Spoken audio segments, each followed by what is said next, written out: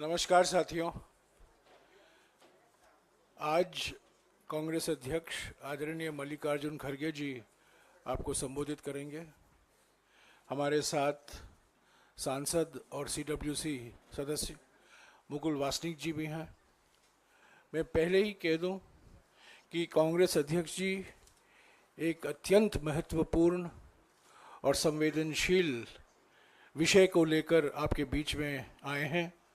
आपसे बातचीत करेंगे, एक वक्तव्य भी देंगे। पहले जो सवाल आप करेंगे इसी मुद्दे पर करिएगा, और अलग विषय हैं उस पर हम अलग से बातचीत कर सकते हैं। पर मैं आपसे यही गुजारिश करूंगा कि आप सिर्फ जो मुद्दा अभी कांग्रेस अध्यक्ष जी उठाने वाले हैं उसी पर आप सवाल कीजिएगा। मैं अभी आदरणीय खड़गे जी से निवेदन करूंगा कि वो आपको संबोधित करें।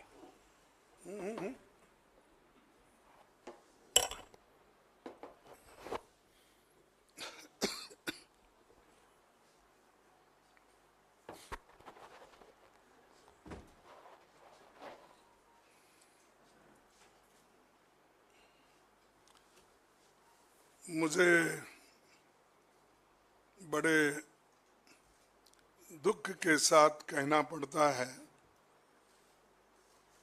कि इस देश में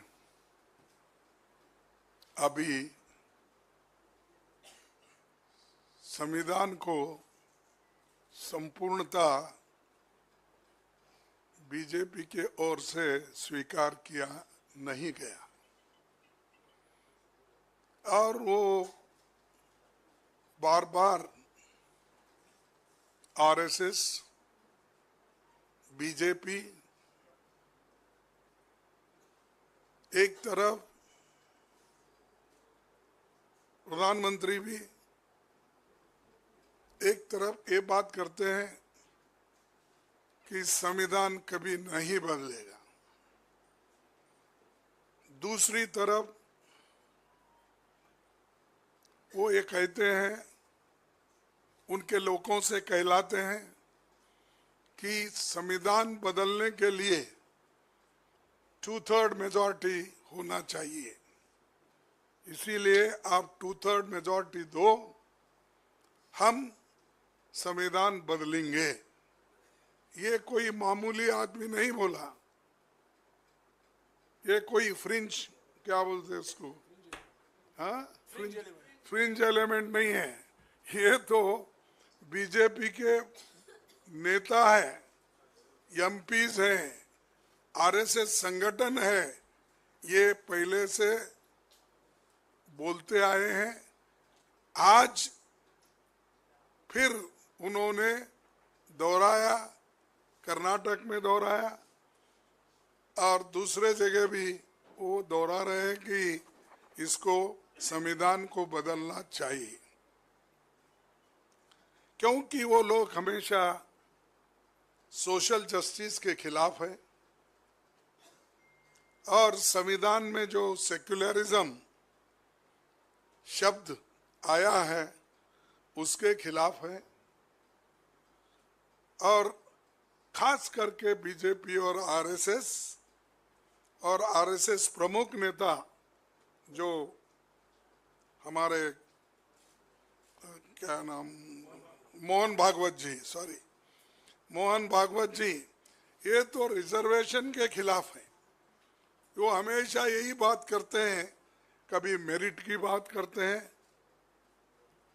कभी संविधान बदलने की बात करते हैं, कभी रिजर्वेशन निकालने की बात करते हैं, और कोई कहीं प्रश्न आया, कोई पूछे, नहीं अब तो नहीं संविधान बदलेंगे, अब आगे देखेंगे। तो ये जो मानसिकता है, मैं ये कहूँगा, ये बड़ी एक बुरी मानसिकता है। इससे देश में हंगामा मचेगा अगर आप संविधान को बदलने की बात बार बार अगर करते रहेंगे। एससी एसटी का रिजर्वेशन संविधान में तो दिया गया है, अब क्या बदलना चाहते हैं आप? ये सवाल आज पूरे देश के सामने है। और हमेशा ये कहते हैं अभी भी कि क्योंकि 2/3 मेजॉरिटी होना अगर किसी के बीजेपी के एमपी और वर्करों से और आरएसएस के लोगों के मुंह से जब निकलता है 2/3 मेजॉरिटी का, यही उद्देश्य होता है कि संविधान बदलने के लिए। इसीलिए बार बार मोदी जी भी कहते हैं 400 पार। क्यों कहते हैं? अरे आप 2/3 मेजॉरिटी दे दो, हम संविधान बदलेंगे। लेकिन वो अपने मुंह से नहीं बोल रहे, किसी के मुंह से वो बोलने लगाए हैं। नहीं तो अगर मोदी जी के पास हिम्मत है, अरे ये तो रिजर्वेशन के खिलाफ है, सोशल जस्टिस के खिलाफ है, मेरा पार्टी का आदमी अगर कोई बोलेगा उसको पार्टी के बाहर निकालूंगा, अगर ये हिम्मत करे तभी लोगों को विश्वास होता है। एक तरफ तो तुम चुप बैठते हो, ये दूसरे तरफ संविधान की रक्षा हम करते हो ये कहते हैं। तो ये जो देश में चल रहा है और उसका मकसद भारी बहुमत लेने का, संविधान बदलने का ही उनका इरादा है। और दूसरी बात, संविधान बनाने में, देश को आजादी दिलाने में इनका कोई योगदान नहीं है। इन्होंने कभी कोशिश नहीं की। इन्होंने तिरंगा झंडा को भी अपोज किया। तिरंगा झंडे में जो अशोक चक्र है उसको अपोज किया। और वो आज भी अपना भगवा झंडा आरएसएस लगाते, राष्ट्रीय झंडे को उतना महत्व नहीं देते।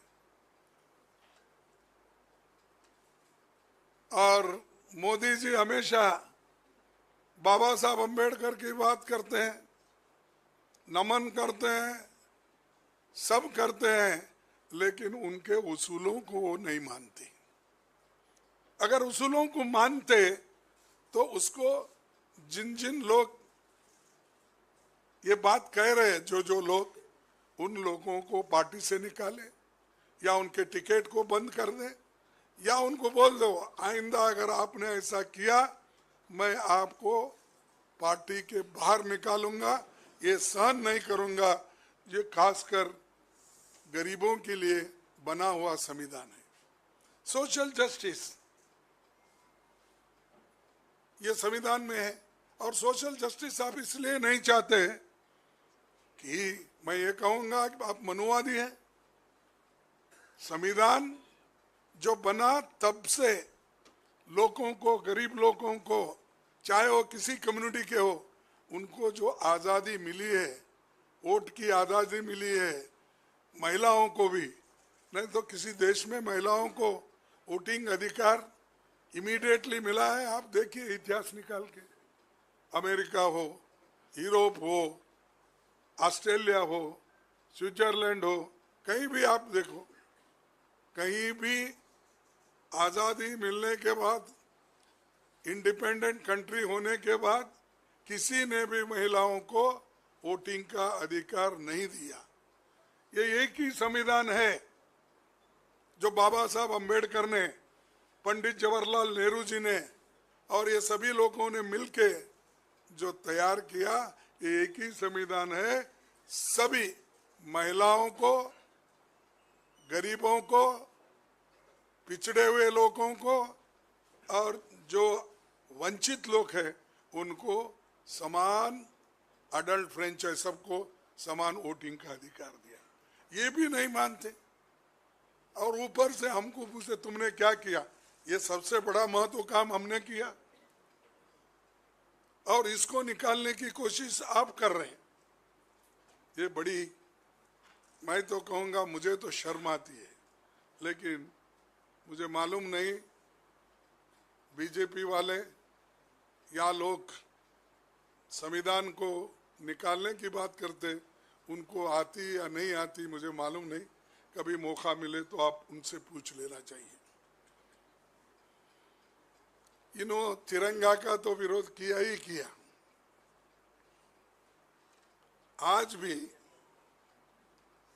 वो हमारे साथ कांग्रेस पार्टी की आलोचना करते ही रहते, या तो कांग्रेस का, या तो हमारे नेताओं का, या हमारा, ये करते रहते हैं। करने दो, उनको आज़ादी है, हमने आज़ादी दी संविधान में, कोई भी बोल सकता है। हम तो ये आज़ादी दी है, आपको भी आज़ादी मिली है, लिखने की आज़ादी, पढ़ने की आज़ादी, बोलने की आज़ादी आपको भी मिली है। अगर ये बंद कर लेना अगर आपकी इच्छा है, आप भी चुप बैठिए। अगर आप भी नहीं चाहते कि freedom of speech, freedom of expression, तो ठीक है, ये सब चल रहा है। उसके बाद वो माइनॉरिटी को भी नहीं चाहते, और जो बाबा साहब खुद ही संविधान लिखने के बाद भी उन्होंने इसको जलाया, इनके लोगों ने, और ये नहीं चाहिए हमको, उन्होंने कहा। तो वो छोड़िए, उसके बाद में भी लंबा यशस्वी कानून, यशस्वी कॉन्स्टिट्यूशन, उसको भी आप 70 साल के बाद या 75 साल के बाद अभी भी परीक्षा करना चाहते हैं, तो ये बड़ा दुर्दैव है। और मैं कहूँगा कि ये गरीबों को हकूक छीनने के लिए ये सारी इनकी कोशिश हो रही है। दूसरी चीज, संविधान के तहत जो संस्थाएं हैं, ऑटोनमस बॉडीज है, उन ऑटोनमस बॉडीज को भी इन्होंने एक एक करके खत्म कर रहे हैं। चाहे सीएजी हो, और सीएजी में जो रिपोर्ट आते हैं उसको भी उन्होंने स्वीकार नहीं करते। हमने एक आंकड़ा निकाला है, सीएजी में स्टेट, बीजेपी रूल्ड स्टेट में कितना घपला होगा, सेंटर में कितना घपला होगा, ये सब हमने आंकड़े जमाए हैं। तो सीएजी के रिपोर्ट में ही निकलता है कि 8,50,000 करोड़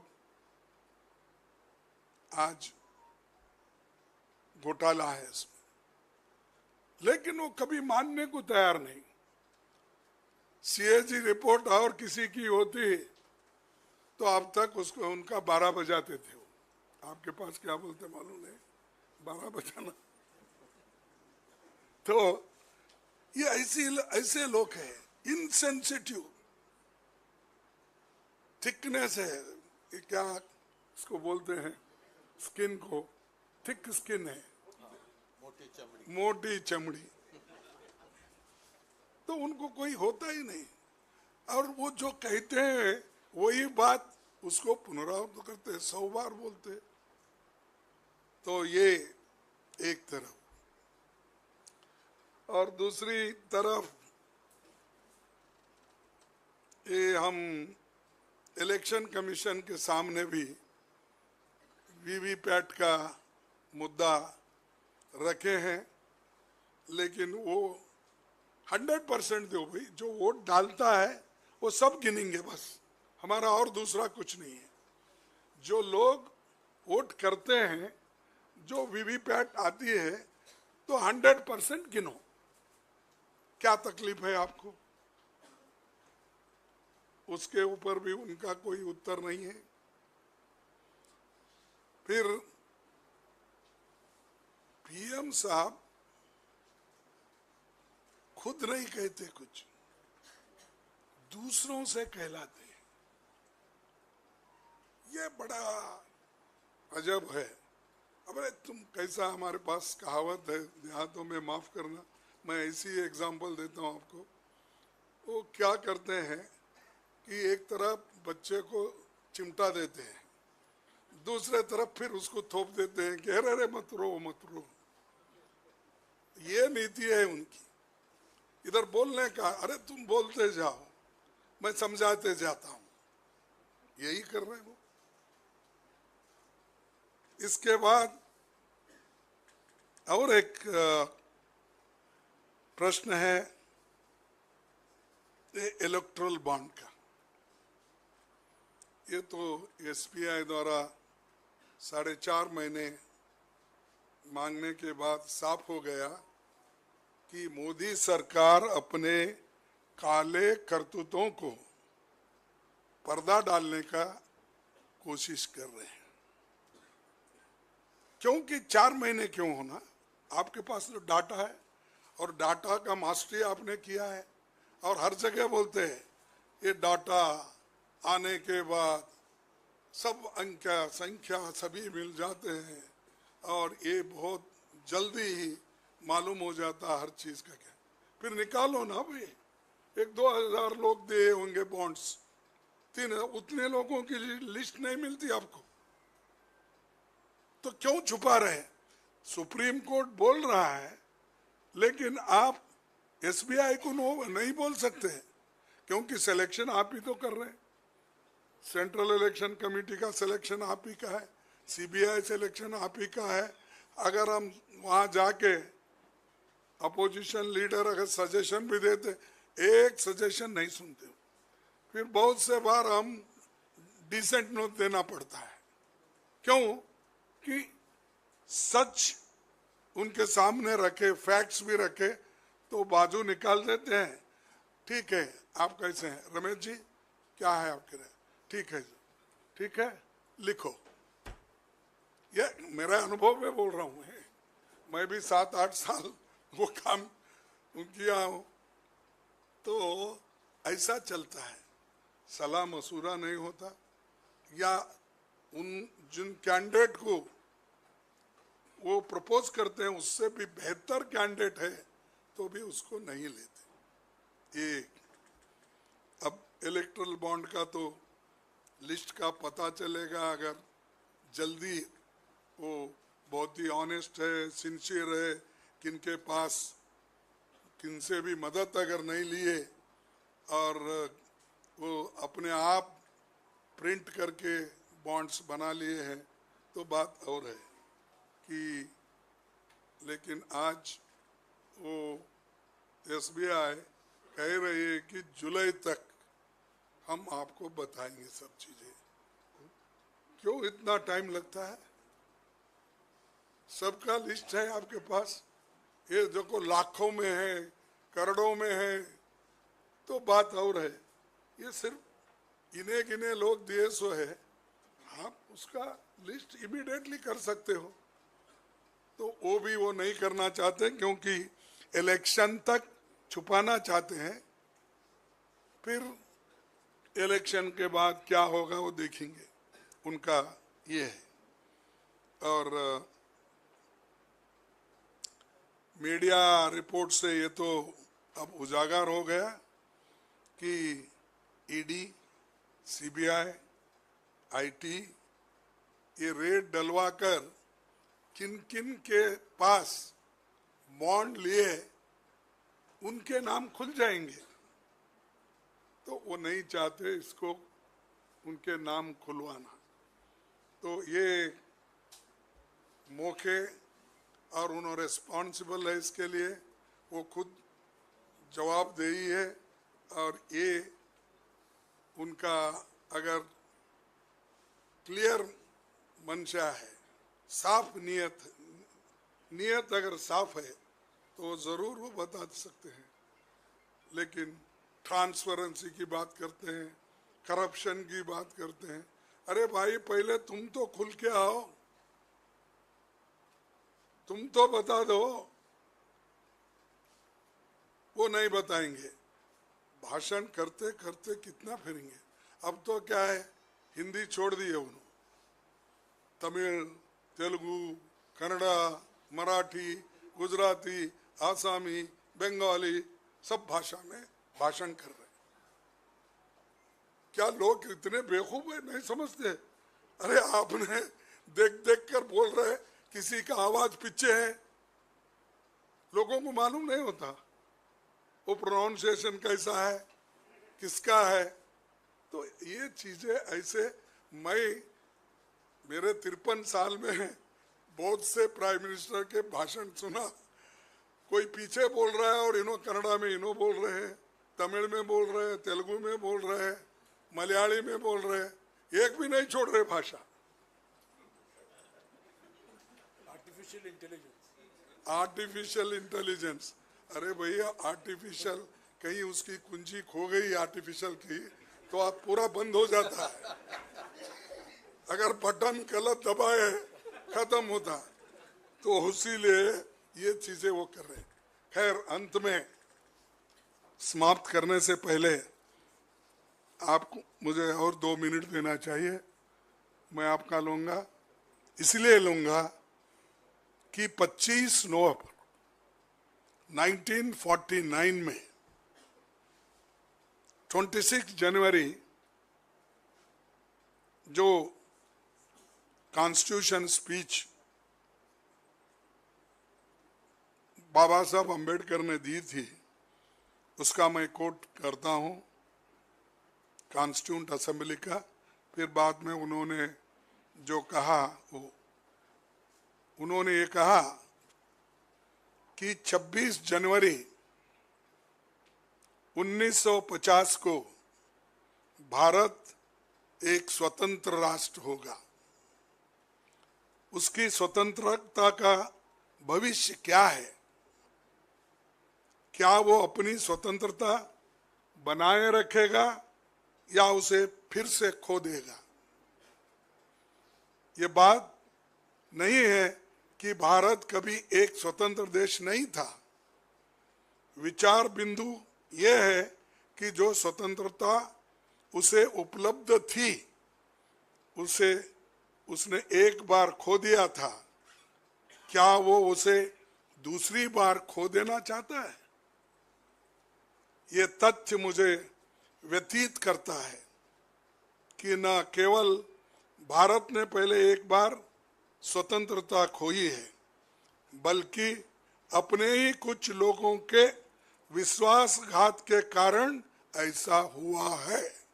ये भी कॉन्स्टिट्यूशन बदलने का, ये भी एक विश्वासघात है, लोगों को तोड़ने का, लोगों को अलग करने का। क्या इतिहास स्वयं को दोहराएगा?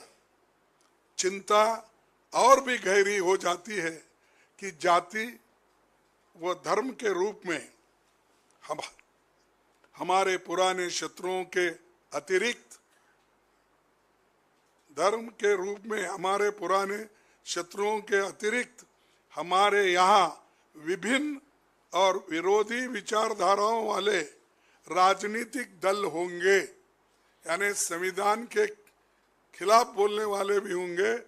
तब उन्होंने यही कहा, जाति व धर्म के रूप में हमारे पुराने शत्रुओं के अतिरिक्त हमारे यहाँ विभिन्न और विरोधी विचारों वाले राजनीतिक दल होंगे। क्या भारतीय देश को अपने मताग्रहों से ऊपर रखेंगे? भारतीय देश को अपने मताग्रहों से ऊपर रखेंगे या उन्हें देश के ऊपर समझेंगे? मैं नहीं जानता, परंतु ये सत्य है कि यदि पार्टियां अपने मताग्रहों को देश से ऊपर रखेंगे तो हमारी स्वतंत्रता संकट में पड़ जाएगी और संभवतः वो हमेशा के लिए खो जाए। हम सबको दृढ़ संकल्प के साथ इस संभावना से बचना है। हम सबको दृढ़ संकल्प के साथ इस संभावना से बचना है। हमें अपने खून की आखिरी बूंद तक अपनी स्वतंत्रता की रक्षा करनी है। ये बाबा साहब अम्बेडकर ने संविधान सुपुर्द करते वक्त उन्होंने ये कहा था। ऐसे देश के लिए,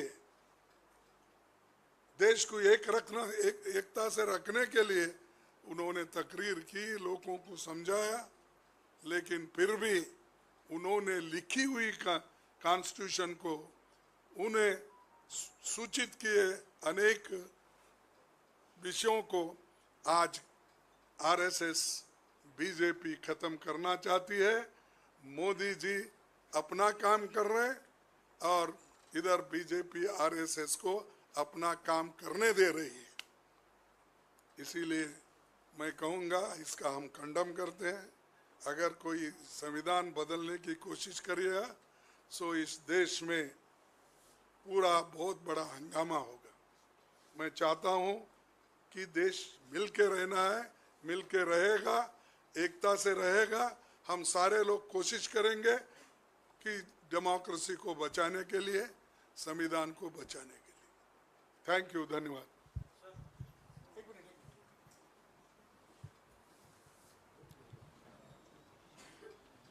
पानी दिए, अच्छा हो गया।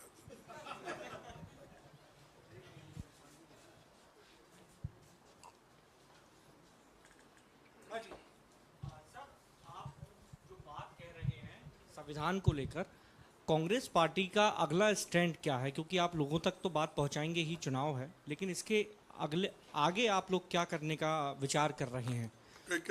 जो आप लोग आरोप लगा रहे हैं या आपको बह है?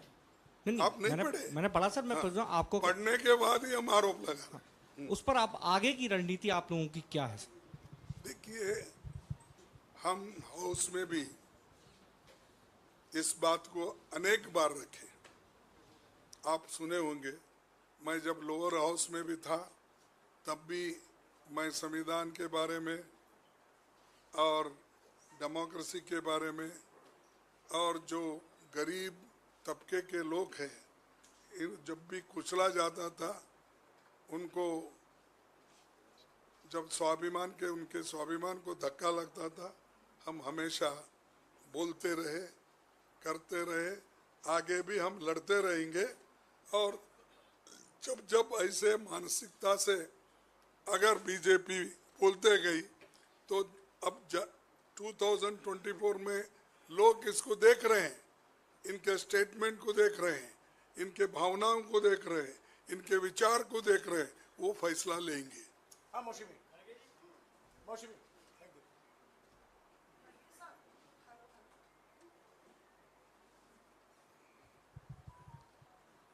खड़गे साहब, चुनाव आयोग को लेके दो इलेक्शन कमीशन की पोस्ट वेकेंट है। 15 मार्च को प्रधानमंत्री ने बैठक बुलाई है, अरुण गोयल साहब ने भी रिजाइन कर दिया है। क्या आप लोग कुछ नामों के साथ अधीर रंजन चौधरी जाएंगे, क्योंकि कोई नाम सामने आए नहीं है? और क्या ये बहुत ज़्यादा चिंता का विषय है कि जो अपॉइंटमेंट है जिस तरह से होगी, तो क्या उसके आगे कोई रणनीति आप लोग ने बनाई है? ये देखिए, हमेशा ये जो ऐसे मीटिंग बुलाते हैं, सीईसी का हो, सीबीआई का हो या विजिलेंस का हो, जब बुलाते हैं तो पहले तो वो खुद ही लिस्ट भेजते थे। हम वो देखकर कौन अच्छा है, किसके खिलाफ कुछ कार्रवाई हो गई है पीछे, ये सब उसके एंटीसीडेंट देख के हम लोग टिक करके देख कर लेके जाते थे और वहाँ ऑब्जेक्शन रेज करते थे।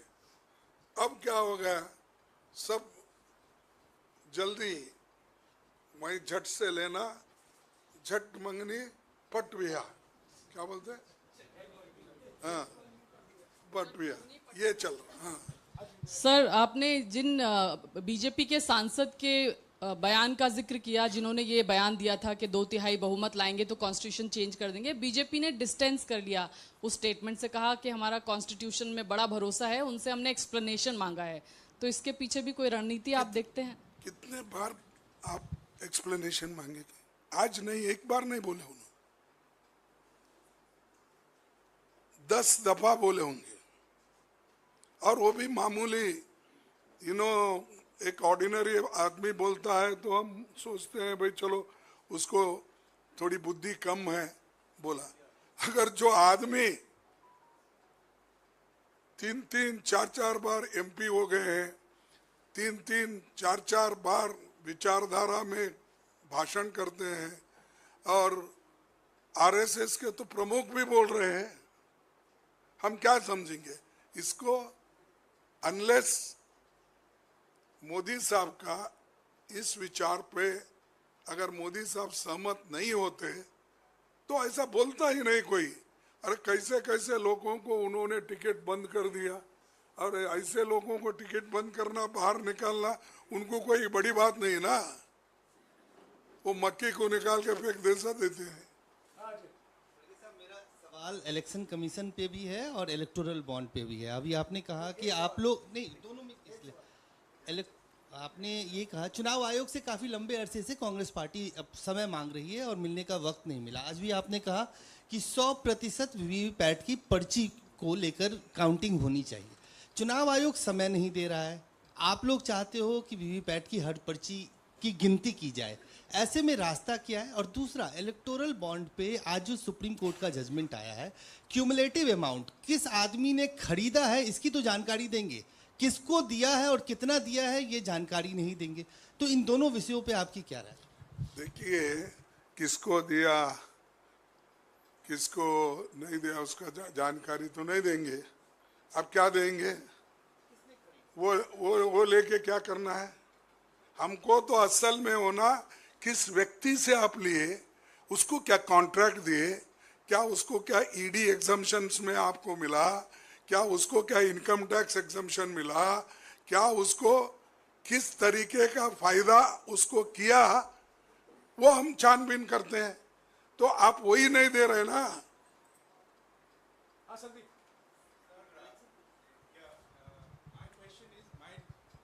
My question is essentially a follow-up of what Vijayalakshmi asked, that the BJP has officially and categorically denied that or distanced itself from the statement of Mr. Hegde. And they reiterated that the party fully believes in the Constitution. Despite that, you are holding a press conference today, a good 24 hours later, after BJP's clarification. What do you want? Do you want the Prime Minister to come out and make the same statement? What exactly is your point of view? I want to protect your freedom of expression and myself. And secondly, why Modi is keeping quiet? Today he might have clarified. This is not first time.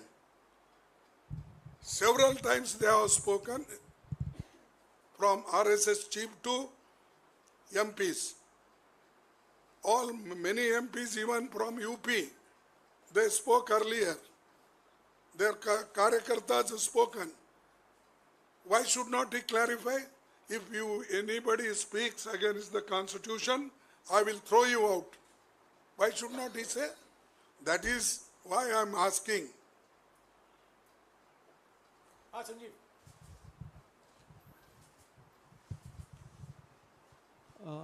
Sir, India alliance की 26 parties एकत्र होकर 17 This press conference is on the attack on the Constitution. Please restrict your questions to that. All other questions we will take separately. This press conference has been called because there is a deliberate attack on the Constitution. Please stick to those questions. Sir, I If you understand. don't have any questions on that, please ask. खड़गे जी, आपने कहा कि जिस तरीके से संविधान पर attack हो रहा है, जिस तरीके से उसको कोशिश की जा रही है कि दबाया जाए वंचित वर्ग को, लेकिन बड़ा सवाल यह है कि आप हंगामे का जिक्र कर रहे हैं। किस तरह का हंगामा होगा? क्योंकि सरकार तो बार बार कहती रही है कि संविधान के साथ हैं वो, और प्रधानमंत्री ने पिछले दिनों जब नए संसद का उद्घाटन हुआ तो संविधान सदन भी नाम रखा।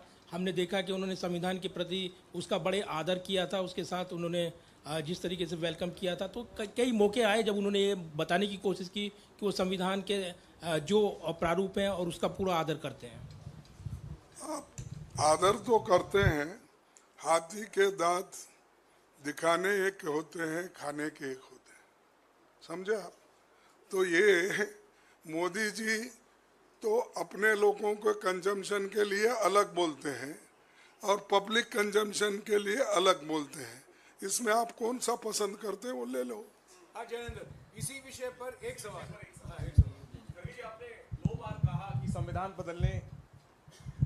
आपने 2 बार कहा सर कि संविधान बदलने की कोशिश होगी तो देश में हंगामा होगा। तो जब सामने से इरादा जाहिर कर दिया गया है कि बहुमत दीजिए संविधान बदलेंगे, तो सवाल है कि हंगामा कब होगा?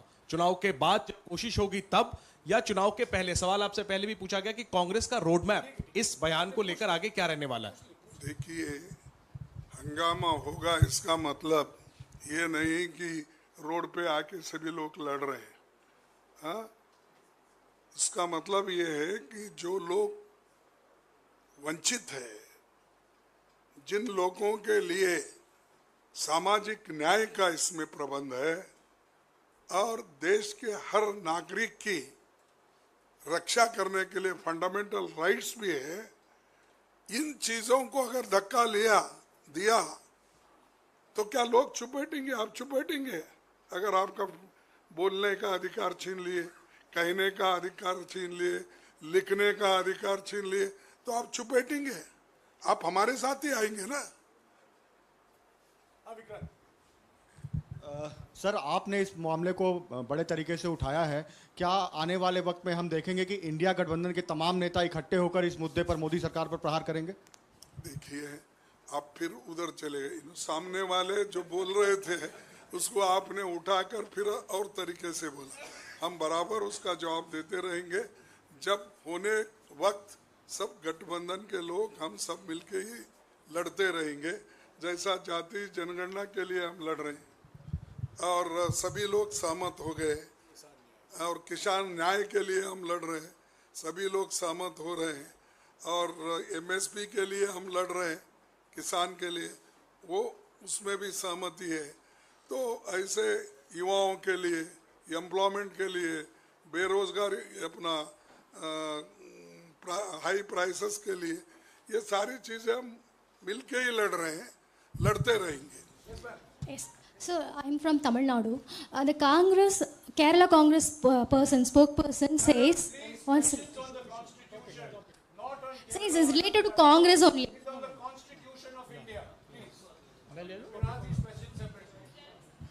खड़गे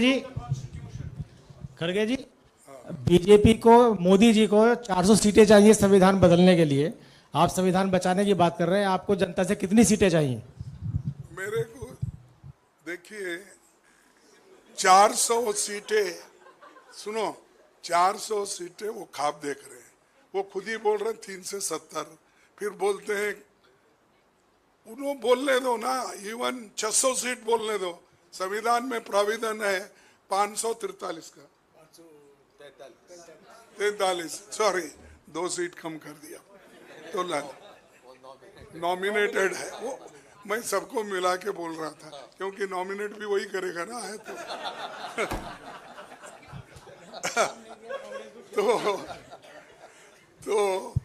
तो ये बात जो है, हम ये जनता के सामने ला रहे हैं क्योंकि ये बहुत इम्पोर्टेंट मुद्दा है। सिर्फ हम पॉलिटिक्स करने के लिए नहीं लाए। पॉलिटिक्स तो होते रहते हैं, हंगामा होते रहते, पार्लियामेंट में बाहर होते रहते, वो बात हो रही है, लेकिन ये बड़ा सीरियस मैटर है, इसको कोई बचपना नहीं करना चाहिए। अगर आपके पास हिम्मत है तो बोलो आपके लोगों को, मुंह बंद करके बैठो, या तो मेरे पार्टी से निकाल चलो, क्योंकि पार्टी तो अकेली की है ना, उसमें दूसरे तो कोई इंटरफेयर नहीं करते। आप बेचारे इंटरफेयर करने में मार्गदर्शक सब बाहर बैठे हैं। चलिए खड़गे साहब, मेरा सवाल, आखिरी सवाल है। अभी आपने ईवीएम की बात की, वीवीपैट की आपने बात की, आपने कहा कि ईवीएम पे शंका है, और शंका इसलिए है क्योंकि उसकी जो पर्ची है वो गिनी नहीं जाती है। नहीं तो आपने इलेक्शन कमीशन की बात की, नहीं मैं कहीं लेके नहीं जा रहा हूँ सर, लेकिन क्या आपको लगता है कि ये वक्त आ चुका है कि आप लोग डिमांड करें कि बैलेट पेपर पर चुनाव करवाए जाएं? देखो, ये पहले हमने कहा है, फिर वो कहने की जरूरत नहीं। कम से कम वीवीपैट तो गिनो पूरे, यही बस हमारा। Thank you, thank you, thank you.